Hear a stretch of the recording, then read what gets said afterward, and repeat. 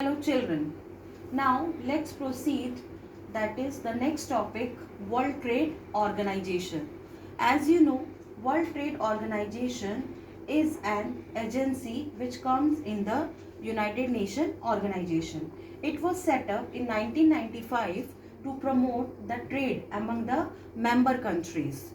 In the World Trade Organization, total 164 countries are the member of this organization. This organization mainly set up for promoting the trade, international trade among the different countries.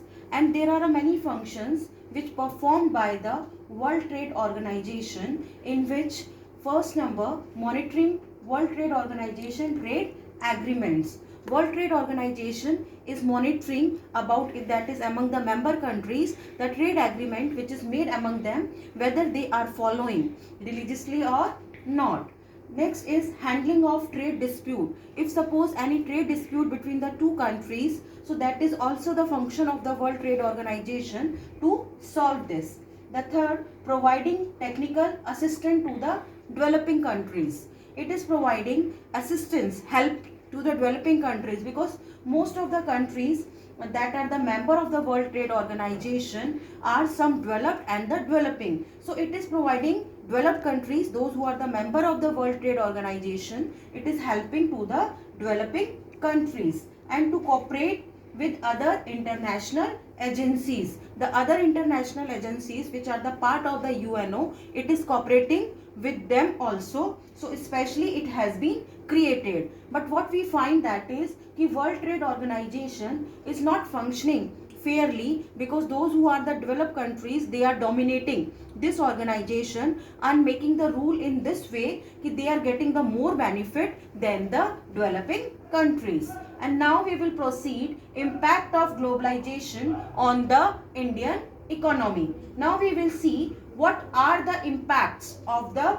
globalization on the Indian economy. Positive impacts. So we will discuss impact of globalization on the 2 points, positive impacts and the negative impacts. So what are the positive impacts of the globalization on the Indian economy? So the first positive impact, that it has enhanced the technology in the India. So in India, because multinational companies has introduced the new technology, so that's why our country also has been benefited by that. Second is inflow of foreign capital. We are earning the foreign exchange, so it is helping to earn the more foreign exchange.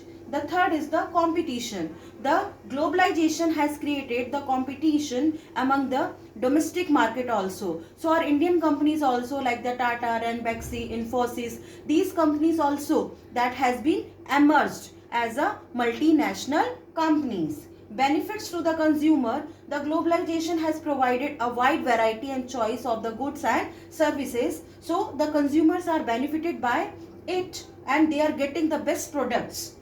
Fifth, new employment opportunity.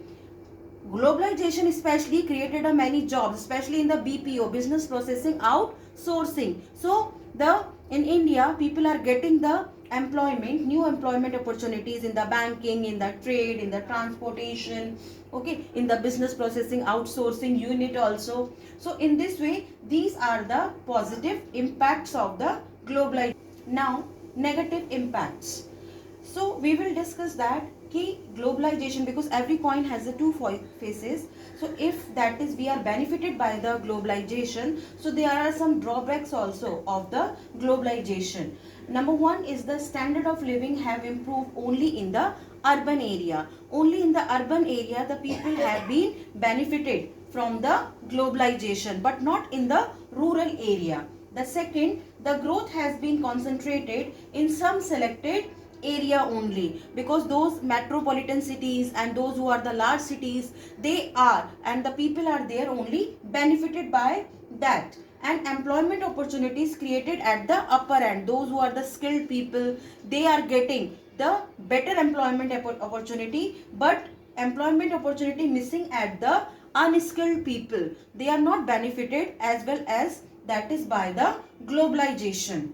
At the last, we have to struggle for the fair globalization, because as we have find that is ki there are some negative impacts also of the globalization, and countries are struggling that ki the impact of the globalization should be uniform, or we should get the better opportunities over there. So in this case the government should ensure that the labor laws are properly implemented. So that's why developing countries also can fight against the domination of the developed countries in the World Trade Organization. Means for the fair globalization where we have to strive, we have to raise that is the voice, especially the developing countries. They can raise the voice against the World Trade Organization because the developed countries are dominating them, and government also should implement the same labor law, and it should be same spread. Only the special economic zones are should not be benefited. So in this way we have to do the struggle for the fair globalization. Thank you and have a nice day.